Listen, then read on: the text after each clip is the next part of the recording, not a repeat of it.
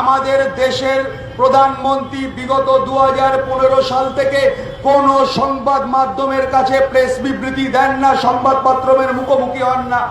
আমাদের রাজ্যের মুখ্যমন্ত্রী পেছনে বল লাগিয়ে কোন সংবাদপত্রের সামনাসামনি মুখোমুখি হন না। সভাপতি কমরেডস, আমাদের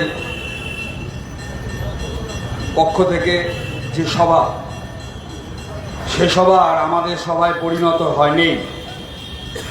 যে যৌবনের আহ্বান ছিল ব্রিগেড সমাবেশকে কেন্দ্র করে, তা গোটা বাংলার জনগণের কাজে পরিণত হয়েছে। তা প্রত্যেক দিন এই শহরের এ বাংলার জনপদে তা প্রমাণিত হচ্ছে রাস্তায় মানুষের সম্মেলনের মধ্য দিয়ে। এখন আগামী 7ই জানুয়ারি ব্রিগেড এবং 50 দিন ধরে এটি পদযাত্রা পশ্চিমবঙ্গ ঘুরল। আমরা ভারতবর্ষে এর আগেও পদযাত্রা দেখেছি। ভারতবর্ষের রাজনীতিতে দাঁড়িয়ে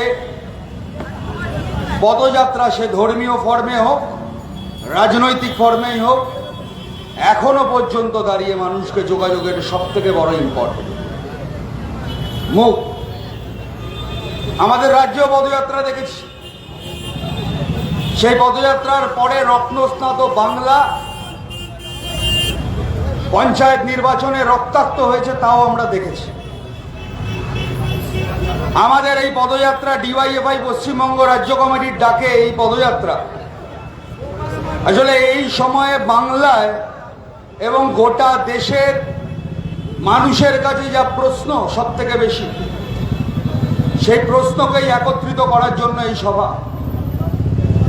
আমরা আমাদের যুব বয়সীদের কাছে, যা ভারতবর্ষের মোট জনসংখ্যার 60%, তাদের মানুষের কাছে রাজনীতি কি, সেই যুব বয়সীদের কাছে রাজনীতি বিষয়টা কি, সাধারণ মানুষের কাছে রাজনীতির বিষয়টাই কি, রাজনীতিকে দেখা হয় কি চোখে, রাজনীতিতে অংশগ্রহণ তা কি সমস্ত ধরনের শক্তির সমস্ত পদযাত্রার অভিমুখ একই দিকে। আমরা বামপন্থীরা রাজনীতিকে, বামপন্থী যুব সংগঠন রাজনীতিকে একদম প্রান্তিক মানুষের ক্ষমতার হাতিয়ার হিসেবে মনে করি। রাজনীতি শুধুমাত্র জিতে ভোটে নির্বাচিত নেতা মন্ত্রী হওয়ার জন্য নয়। আমি সকাল থেকে ব্রাশ করে রাত্রিবেলা মশারি টানিয়ে ঘুমোতে যাই, তার মধ্যেকারের জীবনের যে কটা অংশ কাটাই, তা জীবন নির্বাহ করার জন্য, জীবন অতিবাহিত করার জন্য, তার সমস্ত কিছু রাজনীতির দ্বারা নির্বাচিত হয়। আমার কর্মসংস্থান, জিনিসের দাম, পড়াশোনা কিরকম হবে, তা সবটা নিয়ন্ত্রণ করে রাজনীতি। সেই রাজনীতি নিয়ন্ত্রণ করে দেশের সংসদ, বিধায়ক। আপাত দৃষ্টিতে মনে হতে পারে তারাই যারা বিধায়ক হচ্ছেন, সাংসদ হচ্ছে, তারাই শুধুমাত্র রাজনীতির ধারক বাহক। কিন্তু শুধুমাত্র ইতিহাস তা প্রমাণ করে না। আজকের দিনে দাঁড়িয়ে, রাজনীতিতে দাঁড়িয়ে এমএলএ এমপি আসলে দেশের বড় লোক, মুনাফাখোর। আমাদের রাজ্যে দাঁড়িয়ে লুটেরা শক্তির টাকায় মদতপুষ্ট হয়ে দেশের সংসদে পরিণত এবং দেশের বিধানসভায় ঢুকছে। রাজনীতিতে এখন নিয়ন্ত্রণ গোটা ভাবে বড় লোকের। গোটা রাজনীতির নিয়ন্ত্রণ হচ্ছে কোটিপতিদের দ্বারা, কেননা তাদের স্বার্থ সুরক্ষিত হবে। তাই আপনি যা দেখতে পান, শুনতে পান, তাতে আক্ষেপ করে কোনো কারণ নেই। কেন ইনসাফ যাত্রা দেখালো না, কেন বামপন্থীদের দেখালো না? এখনো সঠিক লড়াইয়ের পথে আছে বলেই যারা ভারতবর্ষের লুটের রাজত্ব কায়েম রাখতে চায়, সেই বড় লোকদের টাকায় কেনা মিডিয়ায় আমাদের প্রশংসা হয় না।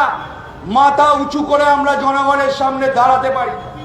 আমাদের মঞ্চের বাদিকে দেশের মিডিয়ার স্বাধীনতা, স্বাধীন মিডিয়ার জন্য কমরেড প্রবীর পুরকায়স্থ এখনো জেলে পড়ছেন। আমাদের দেশের সংবাদপত্র, পৃথিবীর সংবাদপত্রগুলো স্বাধীনতার তালিকায় 138 থেকে 40 নম্বরে দাঁড়িয়ে।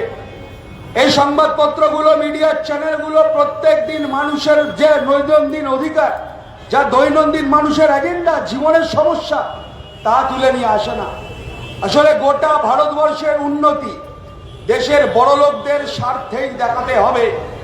তাই তাদের স্বার্থ অনুযায়ী রাজনীতি রচিত হবে। তাই তাদের অনুযায়ী নির্বাচিত লোক দেশের সংসদে প্রবেশ করবে। বড় লোকদের সংখ্যা দেশের সংসদে কি আপনারা দেখতে পাচ্ছেন? দেশের সংসদে দাঁড়িয়ে তাই গণতন্ত্রের লেশটুকু নেই। আপনাকে যদি কোটি কোটি টাকা মুনাফা লুটতে হয়, তাহলে আপনার প্রশ্ন করার জায়গা বন্ধ করতে হবে। আমাদের দেশের প্রধানমন্ত্রী বিগত 2015 সাল থেকে কোন সংবাদ মাধ্যমের কাছে প্রেস বিবৃতি দেন না, সংবাদ মাধ্যমের মুখোমুখি হন না। আমাদের রাজ্যের মুখ্যমন্ত্রী পেছনে লাগিয়ে কোনো সংবাদপত্রের সামনাসামনি মুখোমুখি হয় না। আসলে এটা হলো মনোলগ। ভারতবর্ষের যে গণতন্ত্র, এই গণতন্ত্রতে ডায়ালগ হলো সব থেকে গুরুত্বপূর্ণ। আমার কথাও থাকবে, আপনার কথাও থাকবে। এই বিতর্কের মাধ্যম দিয়ে মানুষ নির্বাচিত করবে কার কথাকে গ্রহণ করবে। পুরোপুরি একমুখী ভাবে স্বৈরাচারকে প্রতিষ্ঠিত করতে হবে। যদি প্রতিষ্ঠিত না করা যায় তাহলে বিএসএনএল বেচা যাবে না। যদি প্রতিষ্ঠিত না করা যায় দেশের বড় লোককে আরো বড় লোক করা যাবে না। তাই রাজনীতি দেশের মানুষের কাছে এখন সব থেকে ঘৃণ্য শব্দ। আপনি কোনো যুব বয়সী ছেলের কাছে যান, পড়াশোনা করেছে, বড় ইউনিভার্সিটিতে বড় কোম্পানিতে চাকরি করে, রাজনীতি সম্বন্ধে জিজ্ঞেস করুন, অনীহা রয়েছে, ঘৃণা করে। রাজনৈতিক নেতাদেরকে কবে কোন টিভিতে ভালো দেখিয়েছে তা আমরা মনে করতে পারবো না। আসলে রাজনীতিতে সাধারণ মানুষের কবজা যেন প্রতিষ্ঠিত না হতে পারে না, তাতে সব দিক থেকে চ্যালেঞ্জ চলে। একদিকে অর্থনৈতিকভাবে আপনাকে ভেবঙ্গু করে দেওয়া হয়, অন্যদিক দিকে সংবাদপত্র, মিডিয়া, সাংস্কৃতিক দিক থেকে রাজনীতিতে মূল এজেন্ডার বাইরে দাঁড়িয়ে গিয়ে ধর্ম, জাতপাত সমস্ত কিছু চলে আসে। তাই আমরা বামপন্থীরা এই কথা বাংলার বুকে দাঁড়িয়েই বলতে পারি যে রাজনীতিতে সাধারণ মানুষের অংশগ্রহণকে যারা ভাঙতে চায় তাদেরকেই, সেই সাধারণ মানুষকে জুড়তে জুড়তেই ইনসাফ যাত্রা তার কর্মসূচি এগিয়েছে।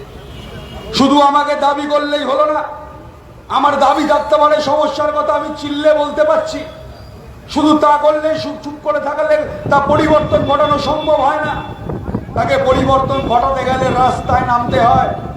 আমাদের অভিজ্ঞতার মাধ্যমে আছে এমএলএ এমপি নয় একজনও, শুধু দিল্লির রাস্তায় 1 বছর বসে থেকে 7,000 কৃষকের জীবনের বিনিময়ে দেশের সর্বশক্তিমান 56 যুগেও মাথা ঝুঁকতে বাধ্য করেছিল দেশের কৃষকরা।